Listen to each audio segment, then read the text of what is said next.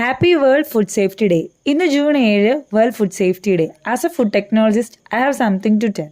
FAOയും WHOയും കൂടെ ചേർന്ന് ഈ വർഷത്തെ തീം കൊണ്ടുവന്നിരിക്കുന്നത് food safety science in action എന്നതാണ്. കൈ വാഷ് ചെയ്യുന്നതും ഗ്ലൗസ് ഇടുന്നതും മാത്രമല്ല ഫുഡ് സേഫ്റ്റി എന്ന് പറയുന്നത്. ഡേറ്റ, ടെക്നോളജി, പ്രോട്ടോകോൾസ് ഉപയോഗിച്ച് എങ്ങനെയാണ് ഇൻവിസിബിൾ ആയിട്ടുള്ള ബാക്ടീരിയ, ടോക്സിൻ, അലർജൻസിനെ സ്റ്റോപ്പ് ചെയ്യുന്നതെന്നാണ് ഈ കൊല്ലത്തെ തീം കൊണ്ട് ഉദ്ദേശിക്കുന്നത്.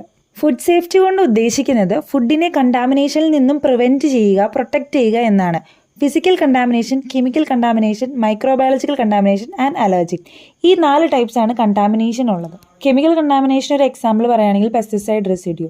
പെസ്റ്റിസൈഡ് നമുക്കറിയാം നമ്മുടെ ബോഡിയിലേക്ക് വന്നു കഴിഞ്ഞാൽ ഹാംഫുൾ ആയിട്ടുള്ള ഹെൽത്ത് എഫക്ട്സ് ഉണ്ടാക്കുമെന്ന്. ഇപ്പോൾ FSSAI പ്രകാരം ഒരു പെസ്റ്റിസൈഡ് മോളിക്യൂളിന് ഒരു വാല്യൂ ആണെന്ന് വിചാരിക്കുക.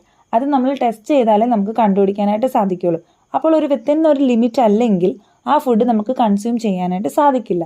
അങ്ങനെ ഒരു ഡേറ്റ നമുക്ക് സയൻസ് വഴിയാണ് കിട്ടുന്നത്.